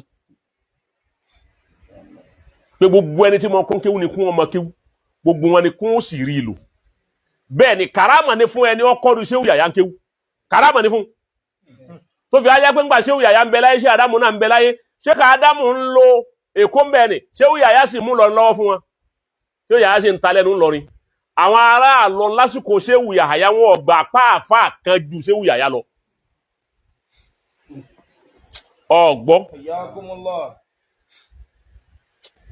ọgbọ́ nígbà Ṣéhù Yàyà ń lò lọ́wọ́ ní èjì wọn ní dèdè èjì wọn yàtọ̀ fáwọn àfáà tó dá àfáà wọn ní dèdè èjì Ṣéhù Yàyà ń gbà náà kò sí èjì wọn kan tó lè wípé òun tó Yàyà níjọ́ tí Yàyà ń lò lọ́wọ́ ó wá já sí wípé ṣé Ádámù ń lo ìgbà ń lo ayé lọ́wọ́ ọmọ kéwu rẹ̀ tọ́kọ́ náà tó ń lo ayé at the same time karama ni ọgbọ́ karama ni tí kì bá já sí kí Mọ̀lánà Ṣéhù Yàyà tí Ádámù bá délẹ̀ Ṣéhù Yàyà wà dúró lẹ́yìn wọn gẹ́gẹ́ lẹ́yìn àfa àwọn wà jáná sí fáfá àwọn lára àlọ́ ní tó ń wípé bí Yàyà ṣe tó yìí náà sóyìn tó gbà wípé àfa àwọn jù lọ karama nù karama ní irú kí Ṣéhù Yàyà ó tó bí wọ́n ti tó òun lásìkò wọn kí ṣe Ádámù wá délẹ̀ yìí kí ṣe Yàyà tó máa wá jáná pé Yàyà bá ń wí karama ni ṣé Ádámù ní wípé Yàyà yìí náà kọ́rọ́ wá di fáàrí mi ń lọ ní lónìí yìí karama ni ẹni wá lè bíìdì ọmọ bẹ́ẹ̀ tó sì lámì bẹ́ẹ̀ lójú ara rẹ̀ bẹ́ẹ̀ karama ló ṣe wọn karama wọn yọ sẹ́kù sára ọmọ tiẹ̀ náà òun lọ sẹ́kù sára Bàbá Lágége tòní ẹ̀yin tọrọ Bàbá Lágége bá ń kọ́ lóyìí ń kọ́ àwọn gan lóyìí Bàbá Lágége tẹ́ ẹ̀ ń sọ yìí gan ọ̀rọ̀ ogun gan ń kọ́ wọn lóyìí pé àpò lọ́lọ́run àti wá sí báyìí wọ́n bá wá rí i pé kò yí àwọn náà inil hukmu illa lillah ibi wọn padà sínú àmọ́ ntí bàbá wọn béèrè lọ́dọ̀ Ọlọ́run ló tà fún wọn ntí ṣe Ádámù béèrè lọ́dọ̀ Ọlọ́run náà ló tà fún wọn torí kọ̀ọ̀kan ọmọ ọlọ́mọ ní nǹkan ọ̀nà wọn ní nǹkan lérí ní pé má gbérí bó lọ́mọ tí wọn ò ṣe wá níyọ kọ́dà yọ ó ti yọjà tá lọ báyìí. Masha Allah. So ìyàtọ̀ tí ń bẹ láàrin dánù ẹ má wá idán lọ karama ni ẹ wá karama wá rè é wá pẹ̀lú kẹsìrátù ìbádà wà kẹsìrátù azkar wà kẹsìrátù tìláwà wà kẹsìrátù siyam wà kẹsìrátù sadaka wà kẹsìrátù al-a'mali al-khayriyya bí kí ẹ má pè al-a'mali al-khayriyya ó ti báwọn aw a'malu al-khayrat aw al-a'malu al-khayriyya ọwá dé ládé pẹ̀lú níyàtú àníyàtú al-khalisah àníyàn rí wá fi dé wọn ládé Masha Allah. gbogbo ẹni tó bá lè lò bẹ́ẹ̀ yóò dún karama àmẹ́ni tí bá ń fi oògùn wa idán ni ó máa jẹ́ ọgbọ́ ìyàtọ̀ ọdán náà nù idán òun já sí wípé ṣètánì lónìí wọ́n sì máa pa nǹkan pọ̀ ni wọ́n pẹ̀ ìwé yìí pọ̀ mọ́tò ọ̀hún kìnnì kan wọ́n àfi parọ́ wọ́n lè ju ewé wọ́n lè ju kìnnì kan kó jógun sí àyín ó ti báwọn wọ́n wá yọ ahọ́n káwọn ogun lọ ogun sì ń bẹ lábẹ́ lápò rẹ̀ tẹ́ bá yẹ ráyè yọ ogun lápò ahọ́n ò ní wọlé mọ́ ìdánù gbọ́ bí à ń gé ahọ́n nínú kọ́ọ̀pù kìnnì kan bẹ lápò ẹ̀ bẹ́ẹ̀ ni bí à ń lè di wáyà transformer mú kìnnì tí ń bẹ lápò rẹ̀ tọ́lọ̀ ń bá dé kéèyàn orí ẹni fa kìnnì yọ yóò ti gan mọ́ nínú àmọ́ ti karama òun ni bàbá wa àgbà ṣé òwúrọ̀ ń sọ fún àgbà dánwò transformer àwọn di transformer mú pẹ̀lú okọ̀ ọlọ́run wọ́n kàn ní la ilaha illallah wọ́n sì dá wọ́n wá ń sọ fún nepa wípé ebi iṣẹ́ rẹ ni wọ́n náà wá gbá mú nepa họ ni bàbá wa fọ́lọ́ ń sọ fàgbà wọ́n sì di life wire mú wọ́n wá gbá mú báyìí wọ́n sì ní la ilaha illallah wọ́n wá gbá life àwọn fọwọ́ ra life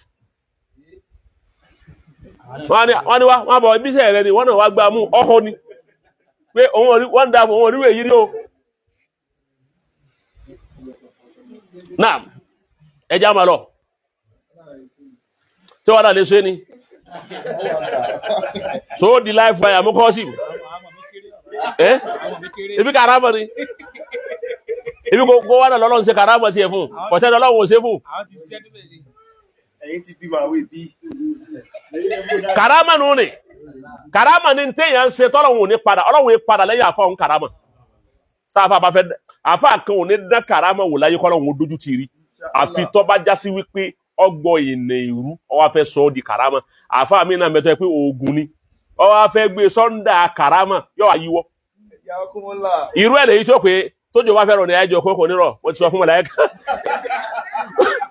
mo sọ fún mi káyílà ẹjọ́ kó ẹ má ṣe mọ̀lúdì lọ òjò yóò nírọ̀ tó bá rọ̀ ẹ ní ọ̀sán àfà àmá kíní tó fi sápò òun àdún yẹn àti kíní sẹ́rẹ́ àbí sọ́rọ́ èyí tó máa mi sẹ́rẹ́sẹ́rẹ́ tó fi sápò àtàwọn nǹkan kan tó fi ápò òun ló ti fọkàn sí tẹ́gẹ́tì báwọn kí ni lọ́ fọkàn sí mo káyí ló sì mà wípé ó ní di pé káwọn mú òjò lọ́wọ́ òun ti ń sí òjò lọ́wọ́ ní tiẹ̀ àdó ṣe kọ̀ntúrò àwọn ìlú ọgbọ́ kò sí kọ̀ntúrò ẹ̀ àdó ṣe kọ̀ntúrò ẹ̀ inú ìyá jòkó ẹni tí ó ṣe máa dùn annabiya muhammadu allahumma salli ala sayyidina muhammadu gẹ́gẹ́ gúrrrr dáta òjò tó ìwọ́n tó fẹ́ tí òjò ọlọ́fẹ́ lo karama kí ní ń bẹ lápò rẹ̀ tọ́lọ́wọ́n fi bàṣírí rẹ̀ tó ká ní wọ́n ṣe mọ́díwà nábì òjò èsì fẹ́ gbọ́wà nábì òjò ń gbọ́ ya Rasulullah báyìí dáfà pé ká ìlú sí omi lẹ̀ òun yóò ń bá nábì lọ jẹ òjò wá dé wí ọlọ́run dojú ti inú torí wípé òun náà gbọ̀dọ̀ ọlọ́run ọfẹ́ fọlọ́run lékè ó wá fi ṣe ìtànì sísàlẹ̀ lónìí sírètì ọ̀dọ̀ ọlọ́run ní karama ọmọ wa bẹ́ẹ̀ ni mùjísà náà nígbà tí ó di wípé àwọn kìíní yìí kó ìdá wọn lọ́kọ̀ọ́jú tiẹ̀ lẹ̀ àbáwọ̀ lákọ̀ọ́jú lẹ̀ èyí ò náà ọ̀kan tó nù mọ̀ sọ́njú ní ìjọ tí kèfèrí bá ń sọ pé ìwọ àfà pitú rẹ káwò káì wọ́n náà wà sọ pé wọ́n ní ọkọ̀ patú wọ́n ṣe sùúrù àfọ́ ọ̀gbọ́dọ̀ sáré patú torí pé karama ẹ̀kan náà lọ́nà ọmọ fi pààyàn lé ogun lẹ́lẹ́ lo ó lé lo ogun náà kó pidán nìṣẹ́ kò tún gbọ́yà kò sí ìrọ̀kò tó pidán nígbà tó pé ṣe ìtánì ni àmọ́ tó wà pé karama ni ẹ̀kan náà lọ́nà òun fi pọ́n ọ lé ìjọ tí ó bá ní fi karama pọ́n ọ lé kò ní gbé ọ pàdé ní tí ó challenge rẹ̀. Masha Allah. Ẹ gbọ́. Karami wá lera wọn. Ó kè wá lera wọn o, ẹ̀kan ní ẹ̀kún ọlé o. Ọ wá nítorí wípé wọ́n gbé ọmọ olóyún wádọ̀ rẹ̀ títí rọbí láti oṣù méje, aláti ọjọ́ méje tí gbogbo hospital láwọn kọ̀ wọ́n á gbé wádọ̀ rẹ̀ ó ti bá wọn, ọ wá náwó sí báyìí. ọwọ́ ni máa bímọ náà nísìnyí kó sì bí kọ́ wá ti torí pé o ṣé bí Ọlọ́run fi pọ́n ọ lé kọ́ wá ní káwọn èèyàn máa kó olóyún wá ojú ó tì ọ padà èyí ó kù sí Ọlọ́run púpọ̀ sọ́dọ̀ ní ẹyọkẹ́ tó ọ̀rá fi ṣe kàrámà fún ọ ni ẹyọkẹ́ ni máa mú mi sí ó ṣòro àmọ́ gbayì rẹ̀ òun lọ́fà tó yẹ pé o gbọ́dọ̀ jẹ́ kí kèfèrí kọ́kọ́ pitú tiẹ̀ kèfèrí kó tó pa tiẹ̀ òun ní ọkọ̀ pa tiẹ̀ ọ wà ní sẹ́kọ̀ọ́ jù báyìí náà lọ wọ́n ẹ̀ṣẹ̀ wa ránṣẹ́ pọ̀ Ọlọ́run ẹ̀ṣẹ̀ wá dé bí Musa ṣe sẹ́nu. Kọ́lá bal àlékú. Alá Musa ní balẹ̀ àlékú ẹ̀yẹ ju ti ilẹ̀ ẹ̀pìtú ọwọ́ yìí. Fáyidà hibaluhum wà isiyuhum yukayyalu ilayhi min sirrihim annaha tas'a. Fáyidà hibaluhum àrọ́kùnde jọ wọn. Jamu abulu nuni hibal jamu habulu ó ti bá wọn àwọn okùn pàrọ̀ wọn wà àìsíyò jamu azọ àìsíyò àti àwọn ọ̀pá kéékèèké tí ń bẹ lọ́wọ́ wọn yukayyalu ilayhim min sihrihim ó bẹ̀rẹ̀ sí pàfọ́ọ̀mù ó bẹ̀rẹ̀ sí pàfọ́ọ̀mù ọgbọ́ òde khayal ó pàfọ́ọ̀mù torí àwọn ejò tí wọn àti gbogbo kíní wọn àti gbogbo nǹkan tí ó dáhùn wọ́n bẹ̀rẹ̀ sí ń jáde díẹ̀díẹ̀ òun ṣẹ̀ṣẹ̀ ń pàfọ́ọ̀mù díẹ̀díẹ̀ ni ó ti bá wọn kọ́kọ́ ń di bí kíní kan díẹ̀ okùn kọ́kọ́ ń rí okùn gbọ̀ ya ń padà ń rí tọ̀hún àwọn fẹ́ẹ̀kì nù tí Musa òun ń jọ palẹ̀ báyìí ń dèrè original so ọwá di pé anna ha tẹ̀sẹ̀ gbogbo ejò wa bẹ̀rẹ̀ sí ṣe báyìí bẹ́ẹ̀ ni ṣe báyìí àwọn èèyàn wá sún sẹ́yìn àwọn òfin náà má sún sẹ́yìn kò ní dọ́dọ̀ yín ọ̀dọ̀ Musa lọ́fẹ́ lọ ọ̀yá pàfọ́ọ̀mù tí ẹ ká gbọ́ òun la pàfọ́ọ̀mù yìí jẹ́ kí n tí ń bẹ lọ́wọ́ tí àti tiwa yìí jẹ́ kí wọ́n jọ kóra wọn káwé yìí tí òun ní. àwọn jásàmì náà mú sí ìkí fata Musa. ọ̀kẹ́ tún rè àwùjásà fi náà sí ìkí fata Musa ìjọ tí Ọlọ́run kàrámà bá fẹ́ tá àfa bá fẹ́ dán kàrámà wò kò gbọ́dọ̀ fọkàn balẹ̀. bẹ́ẹ̀ ni gbogbo àfa tí ó bá dán kàrámà wò tó bá fọkàn balẹ̀ Ọlọ́run kó padà lẹ́yìn rẹ̀ torí nu tọ́lọ̀ máa fẹ́ ni wípé káwúfánù wà tọ́ màá lọ́lọ́run ní ìdìjú láyé òde òwúrọ̀ bà kún káwúfánù wà tọ́ màá ọ máa bẹ̀rù ó sì máa ra kàn pé àrọ́ mọ̀ pọ̀ ṣàánú mi àmọ́ ẹ̀rù ń bà mí ọmọ pọ̀ ọkùnrin mi lé àmọ́ kò ní dógùdá kankan ló ṣe má báyìí ṣẹṣẹ mi gbé báyìí toró tún wò pé ṣẹṣẹ rẹ gbé àwọn kan sọ bẹ́ẹ̀ èjì wọn mọ̀ yìí pé Ọlọ́run bẹ lẹ́yìn mi Ọlọ́run lè má bọ̀ lọ o bẹ́ẹ̀ mo sọ o ọ̀n fọlọ́hun àyèfọlọ́hun ṣègbéraga ó ti yé báwọn òun lọ́fà tí ẹ̀rù bíbá Musa. ìgbà tí ẹ̀rù wá bá Musa kulna la takhaf àwa la ṣẹ̀ṣẹ̀ wá sọ fún wípé má bẹ̀rù mọ́ wà ebe mi rèé Ọlọ́run ìgbà tí Musa signal Ọlọ́run pé Musa la takhaf fọkànbalẹ̀ mọ́ wà lẹ́gbẹ̀rẹ̀. innaka antal a'la. Kọ́sìm Musa yìí tí ìwín ni tọ́lọ́run ti gbé kọ́ọ̀pù fún Musa ìwín ni Ọlọ́run ti gbé kọ́ọ̀pù fún innaka antal a'la ẹ̀wọ̀n nǹkan antal a'la ó ti wín you are a winner. Musa ní àmì winner ní you are winner ó ti wín ni ebe mi lẹ́gbẹ̀rẹ̀ yìí ibi èmi Ọlọ́run bá wà winner lèmi Ọlọ́run máa jókòó tì èmi yìí jókòó ti loser lè bá Ọlọ́run lọ́dọ̀ loser láyé. Musa you are a winner I'm a winner you are the winner. Ṣé gbogbo ohun tí ń sọ látara ìsọkúsọ yẹn bó ni. ìsọkúsọ kọ́ o àmọ́ torí àwọn tí ó nàkúdù yín. torí àwọn tí ó nàkúdù mi bó tiẹ̀ nàkúdù mi ó san rẹ̀ ni. tọ́ba sá ti gbọ́ winner àbí ebi dì bákan náà ni kọ́ máa mú sí Kọ́sìm. innaka antal a'la. Ọlọ́run ló ti win nínú ni Ọlọ́run win nínú ti win ni. ok báwo ni kó wọ́n wá ṣe Ọlọ́run. wa alki ma fi yaminika. ìwọ Musa torí gbàtẹ́rù bọ Musa ọ̀nà ti pé ọ̀pá àwọn iṣẹ́ tí tún ṣe ní lákàá ti sá lọ Ọlọ́run wá sáré létí kí wa alki ma fi yaminika. ọ̀pá rẹ̀ tó Musa wọ̀ tó tọ́ bó ti tẹ̀sí ẹ̀ lẹ́ẹ̀mejì ọ̀tẹ̀sí ẹ̀ lọ́dọ̀ mi ọ̀tẹ̀sí ẹ̀ lọ́dọ̀ Fìráúnà ó tún wá gbàgbé ọ̀pá ìbẹ̀rù ti mú ọmọ bẹ̀rù Musa alki ma fi yaminika. jùlẹ̀ tẹlẹkọfù máa sọnàrún júlẹ̀ kókó gbogbo tí wọ́n ṣe kókó gbogbo ẹ̀mí lẹ́ẹ̀kan náà. Innama sana'u kaydu sahirin. Ẹwọ́n lọ́run ṣe wá jára kí wọ́n lọ́dọ̀ Musa ìgbà ọlọ́kan Musa balẹ̀. Musa náà rò pé òrìjìnà ni Ọlọ́run wa ní innama sana'u kaydu sahirin. Sọ́rọ́ èyí tí wọ́n ṣe wọ́n kàn tó nǹkan pọ̀ ní idán lásán nìyẹn tí wà lóríjìnà.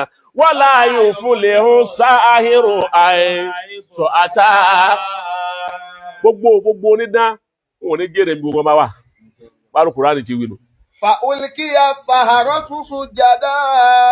Nígbà tí Musa ju kí ní ọ̀pá òun lẹ̀ tó jù lẹ̀. Àbá tọ́pa Musa dìde tó ń ṣe báyìí. Bẹ́ẹ̀ ni ń tu. Ṣé nígbà gbogbo wọn kọ́kọ́ sá sẹ́yìn náà. Àwọn ń pè é pé kìíní ọ̀yá ẹjọ́ àwọn sì wà ní ẹjọ́ wọ́. Ṣé nígbà tí ejò Musa bí ṣe ń tu nǹkan sáwọn ejò gbogbo nǹkan kí nǹkan tọ̀hún la gbogbo wọn sì gómù mọ́ bí wọ́n wà wọn ò lè gbéra ọkọ̀ọ̀kọ̀ tu sí wọn náà ó tu ńgbà ó tu wọn ń dọ́dọ̀ kó wa tẹ̀lẹ́kọ́fù máa sọ̀nà wò tọ́ba dọ́dọ̀ eléyìí tọ́ba lanu pààwá yìí yóò gbé yóò mìíní bọ́ba dọ́dọ̀ eléyìí tọ́ba lanu pààwá yìí yóò gbé yóò mìíní bọ́ba débi eléyìí tọ́ba lanu pa tẹ́lifíṣẹ́ lanu pa gbogbo wọn sì ń pé yéé àgbà kò dé nígbà wa kó gbogbo ẹ̀mí tán fa ulkiya saharatu sujada. Ṣé àmọ́ pé Fìràwọ̀ náà sì jókòó àbí fa ulkiya saharatu sujada ní gbogbo àwọn tó pidán gbogbo àwọn tó pidán tó yẹ pé àwọn náà lálágbára pọ̀ sálágbára mi kan lẹ́yìn wọn ulkiya sujada gbogbo wọn kàn fẹ́ rí kanlẹ̀ lẹ́ẹ̀kan náà. Qalu amanna bi rabbi Haruna wa Musa fa ulkiya saharatu sujada. Qalu amanna bi rabbi Haruna wa Musa. Gbogbo ọba fẹ́ ní kẹlẹ̀ mọ́ ní àgbà fún Ọlọ́run ọba Haruna àtọ́lọ́run ọba àwọn Musa àgbà fún ìwọ lọ̀gá lóòótọ́ àsọ́lọ́run lọ́rùn lóòótọ́ àṣẹ gbogbo tí ń bẹ lọ́wọ́ wa àṣẹ rọ ni. Ibẹ̀ lè ní Fìràwọ̀ ti gbóná. Kọ́ọ̀dà. Fìràwọ̀ náà ogun wọn sì kú lẹ́yìn Fìràwọ̀ náà wọ́n wá lẹ́yìn Musa wọ́n fi ní kẹlẹ̀ wọ́n la di tiẹ̀ ọkà àwọn kọ̀ọ̀kan lẹ́yìn Fìràwọ̀ náà. Kọ́ọ̀dà. Gbogbo wọn kọ́ àwọn kan pé kò sí bí eléri bó ti wà tí òun ní láwọn sọ̀pọ́tà díẹ̀díẹ̀. Sọ̀pọ́tà kú láyìn eléri ibú tán yóò ṣẹ́kù díẹ̀. Àwọn alágídí àwọn sì wà pé lóòótọ́ àmà pé lóòótọ́ lọ́rùn àwọn àní padà lẹ́yìn ọ̀gá. Aláwọn ní padà lẹ́yìn ọ̀gá. Àjọjẹ léwéré àwọn daṣọ kíní kan bóra. Tọ̀gá làwọn máa ṣe. Fìràwọ̀ náà bá sọ̀rọ̀ fún àwọn tí wọ́n kú lẹ́yìn rẹ̀ dọ̀dọ̀ Musa. Amantum lahu. Ẹ gbà gbọ́ ẹ sì gbà fún Musa ẹlẹ́ẹ̀dì fáǹsì Musa qabla an adana lakum. Ẹ bá tiẹ̀ lọ́dọ̀ rẹ̀ ká nípa rẹ̀ ká yín lóòótọ́ tẹ́ lọ́dọ̀ rẹ̀ lóòótọ́. Ebe mi ní yọ̀ǹda fún yín pé ẹ lọ ẹ gbà yọ̀ǹda ẹ sì kú lẹ́yìn mi ẹ sì lè bá Musa àti Haruna. Musa yìí lakabirukumul ladhi allamakumus sihra. Ẹ ti rí pé ẹ rí iná tó juná lọ kọ́hún òun lọ̀gá yín bí idán nìsín àyè bẹ́ẹ̀ kọ́ idán tó ń pa ó gbé náà ti yín bí òun lọ̀gá ẹ wá lọ́dọ̀ rẹ̀ gbogbo yín ti ṣe àgbákò.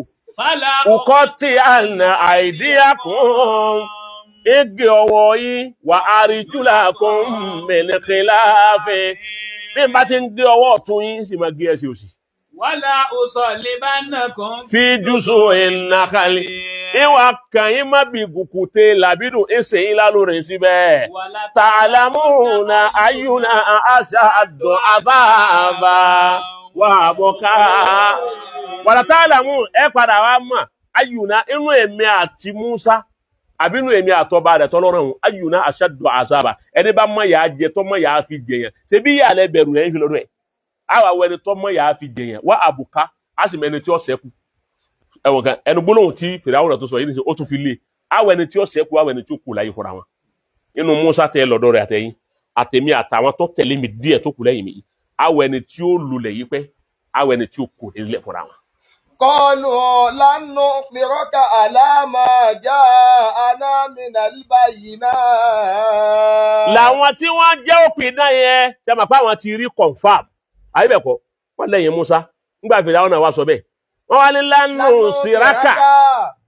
lánù síraka ẹ̀wọ̀n nǹkan a lè fọ́ fún ọ lánú síraka a ní tẹ̀lé ọ lánú síraka a ní gbọ́lá fún ọ lánú síraka a ní gbé òṣùbà fún ọ alama ja'ana min al-bayyinat òdodo ló dojú hàn yìí òdodo ló dé yìí ìbọ̀ ká tún wá gbé ọlá fún ọ lérí òdodo tó dé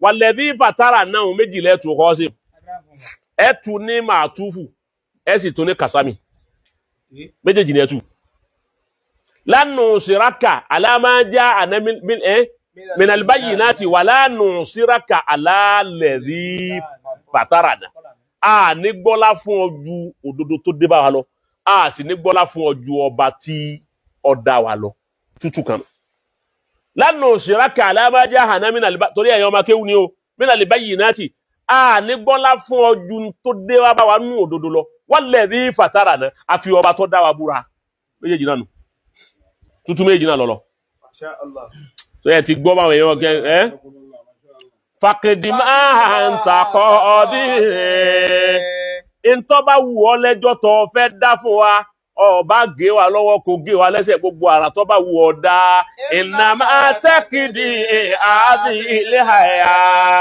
tàdùnìyà tẹ́bẹ̀nu ayé yìí nìkan náà ni gbogbo ìyà tó fi jẹ wá ibi tá a bá dá kìámà ibi Musa ti là ń lè gbádùn Musa níbẹ̀ ni jájíyà ayé ká mà lè gbádùn ọ̀hún.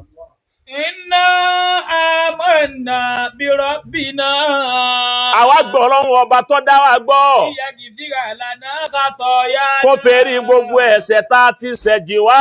Wama akratana alayhi. Mina zèrè gbogbo idán tó tẹ́ pé wọ́n lọ ń fọ́ sí wa. Ìwọ lọ ń fọ́ sí wa pé a máa padà ká máa ṣe kèfèrí sọ́lọ́run. Ọlọ́run kó fèrí jì wá. Wallahu khairun wa abqa. Ọlọ́run ọba wa náà lọ́ba tó lóore. Ìwọ Fìràúnà ó padà tán. Ọlọ́run ọba ni ó ṣẹ́kù. Ọlá rẹ̀ ó padà bọ́. Ọlọ́run ni ò ní bọ́. Iyì rẹ̀ ó padà tán. Iyì Ọlọ́run ni ò ní tán. Agbára rẹ̀ ó dọ̀lẹ́. Agbára Ọlọ́run nìkan ni ò ní dọ̀lẹ́. Innahu man ya'ti rabbahu mujrima. Àwọn òpìdá tí wọ́n gba tọ́lọ́run lẹ́nu sìn. Àwọn náà tún ṣe wáàsí fún Fìràúnà wípé innahu èyí tó ṣẹlẹ̀ ni pé man ya'ti rabbahu mujrima.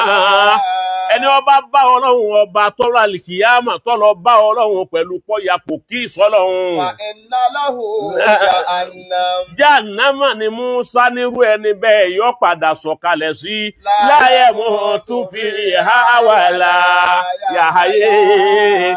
Oníkú bẹ́ẹ̀ ni ò sì ní sẹ̀mí. Ìwọ Fìràúnà àti wọ́n àtàwọn tó tẹ̀lé bẹ́ẹ̀ bá kú Jahannama lẹ́ padà wọ̀. Fìràúnà lèmi ó ní bẹ́ẹ̀ ni wọ́n ní bẹ́ẹ̀ làwọn wí.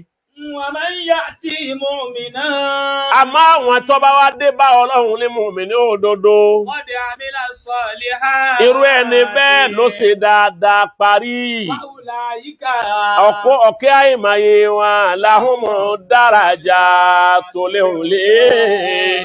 Àwọn ni wọ́n ní darajatul ula. Àwọn ni wọ́n ní high class. Àwọn ni wọ́n ní bí ó ga jù. Ibo ni bí ó ga náà bí ó bá yí ọ Fìràúnà jannati àlìjánà onídẹ̀ra yẹ̀dẹ́kùlù àbí. Tí akérèmọdò ń sàn lábẹ́ rẹ̀ ní ọ̀jẹ̀ tiwa. A sì máa bẹ́ẹ̀ lọ gbére. Òun lẹ̀san gbogbo ẹni tó bá mọ́ tó bá fọrẹ ẹ̀ mọ́ tó sì kú òun bí ẹsẹ̀. Wa laqad awhayna ila Musa an asri bi ibadi. Àwa ránṣẹ́ sí Musa ìgbà tí Fìràúnà bínú lọlé tí gbogbo ń kálukú lọlé pé ẹjá máa wò bọ̀ wá. Immediately lẹ́ẹ̀kan náà làwọn àjọ Musa tí wọ́n tẹ̀lé àwọn òpin náà wá ní wọn Musa àwọn fẹ́ kó kó wa kú lẹ̀ yìí torí eléri ibu ni gbogbo ń ta sọ́lẹ̀ kan sọ́ bẹ̀ ni ó ti bá wọn ó lè dọ̀la kó ní wọ́n máa pa wá àmọ́ wàtọ́gà máa wù eléri ibú lọ̀gá àwọn ó ti afẹ́ kó kọ́ rescue àwọn kú ní Mọ́sárì níbo lọ́wọ́ akọ́ àwọn lọ Musa ní kò ní lọ sí Palestine kò ní lọ Palestine mo sọ pé Palestine yẹ máa ń tí kọ́ ní inú àmàna tí kò ṣáà Palestine gbogbo àwọn ànábì Ọlọ́run mo sọ fún ọ pé ibẹ̀ ni gbogbo wọn lò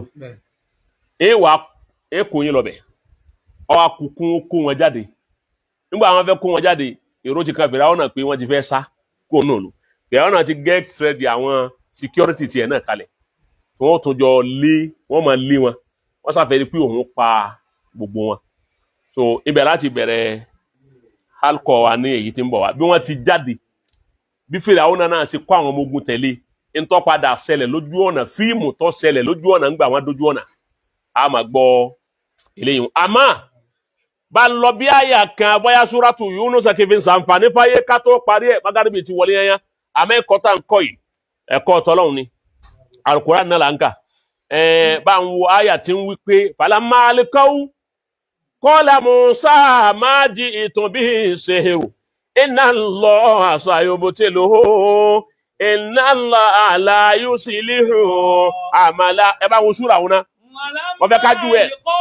Qala Musa ma ji'tum bihi sihrun. bá ń wáyà náà súra ayàwó Inna Allaha la yuslihu amala. ìjọ ńgbà tí Musa ju ọ̀pá lẹ̀ ta ló fẹ́ ju ọ̀pá lẹ̀ òun kó tó ju ọ̀pá lẹ̀ falamma alqaw ìgbà táwọn ju ọ̀pá tiwọn lẹ̀ tó dìgbà tí Musa fẹ́ ju tiẹ̀ lẹ̀ ntọ́kọ̀wé ni pé máa jí ìtòbí ẹ̀ṣẹ́ ẹ̀rọ inna Allaha sayubtiluhu. gbogbo idán tẹ́ ẹ pakalẹ̀ yìí gbogbo ń tẹ́ ẹ jù kalẹ̀ gbogbo itú tẹ́ ẹ pakalẹ̀ yìí àti gbogbo aburú tí ń bẹ ńlẹ̀ yìí Ọlọ́run ó bà á jẹ́ nísìn. inna Allaha la yuslihu amala al-mufsidin. Ọlọ́run ò ní tún iṣẹ́ oníbàjẹ́ ṣe èèyàn bú Ọlọ́run ò ní tún iṣẹ́ rẹ̀ sí láyé.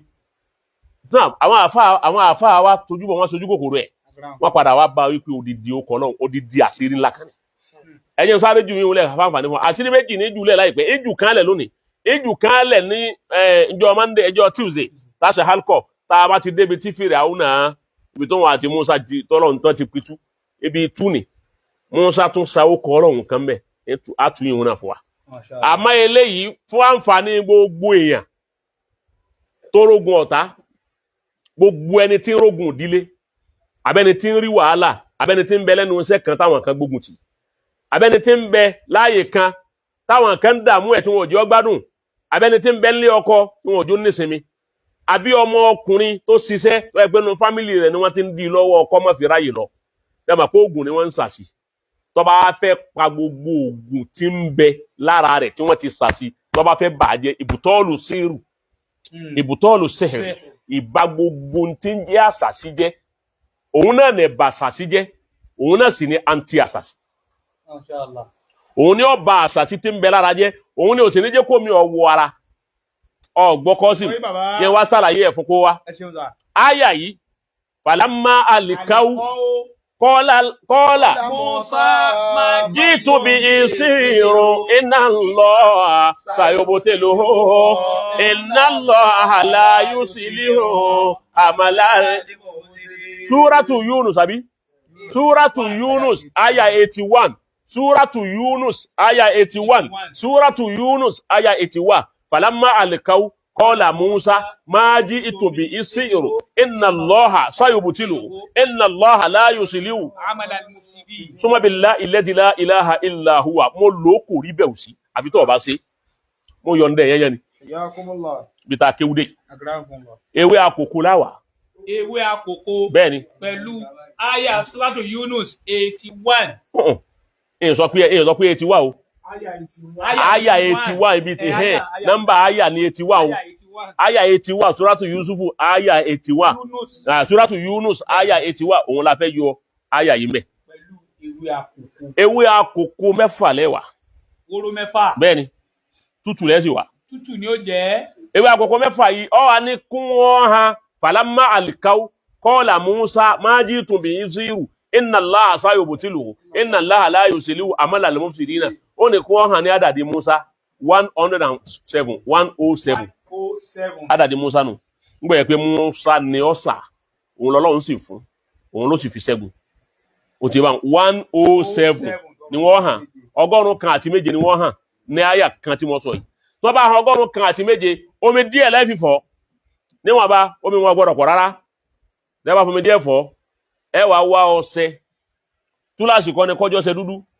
ọba àjẹ́ yìí tí wọn náà fi wẹ̀ lọ́ọ̀sì àbí èyí tó ọba fi ń wẹ̀ nínú àwọn ọba àjẹ́ joy ọba àjẹ́ happiness ọṣẹ ọba àjẹ́ premier ẹni tó bá ti jẹ́ ó ní bí wọ́n ti máa gún ọṣẹ gbọ́dọ̀ àwọn míì máa ń rin báyìí wọ́n máa ń rin bàbá tí wàá ṣe báwọn ewé yẹn ló gùn ewé 5 nínú 6 ogun márùn nínú mẹ́fà ewé àkókò ogun márùn nínú mẹ́fà tó bá gún dáadáa ó ní fi nǹkan kan kún òun nìkan náà ni tó bá ti gún tó gún dáadáa ó wá fi ọṣẹ ń kó ó fi ọṣẹ ń po ewé yẹn òun di gàrí nù ni tó bá jẹ́ wá fọṣẹ ń po àǹtútọ́ hàn yìí òun lè ṣe omi tí ó fi po ọṣẹ yẹn òun lè ṣe omi tó fi po ọba tí yàn tún bá ti débẹ̀ tó bá ti po ó ti dágbára Ọlọ́run ó ti bá wọn ṣé àǹtú yẹn náà la fi ní kó mi ọmọ pọ̀ mẹ́ a ní kó mi ọmọ pọ̀ mi díẹ̀ tí ó fi ṣe déédéé tó fi po mi òun náà lè po tán tó bá ti wá fi po àwọn tó ti ṣe tó ṣe dáadáa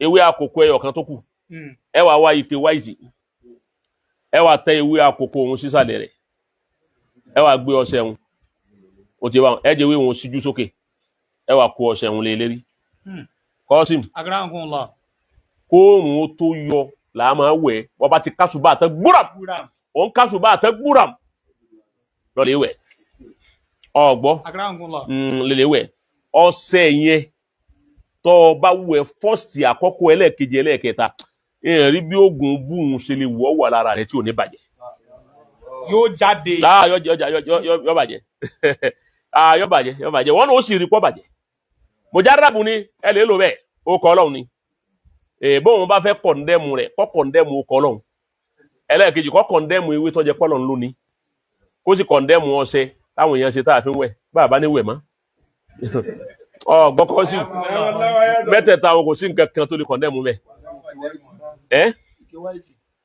èké wá wẹ́ẹ̀ pé ìbò ló ṣe pẹ̀lú ògùn Ọlọ́run ọ̀kan mú fún yín kọ́ọ̀rùn tó jáde ní o bọ́ọ̀rùn bá ti jáde àyíwẹ̀ kó tó jáde lè yẹn wẹ̀.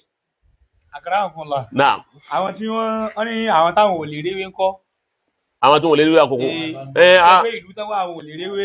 Èmi ọmọ àlàyé sẹ́lẹ̀ mi ṣe òun.